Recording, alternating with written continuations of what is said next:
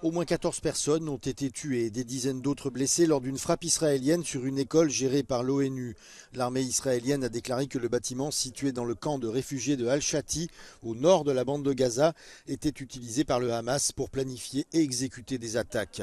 Tsahal a indiqué qu'elle avait pris des mesures pour limiter le risque de blesser des civils, notamment en utilisant des munitions précises et en recourant à la surveillance aérienne à l'aide de drones.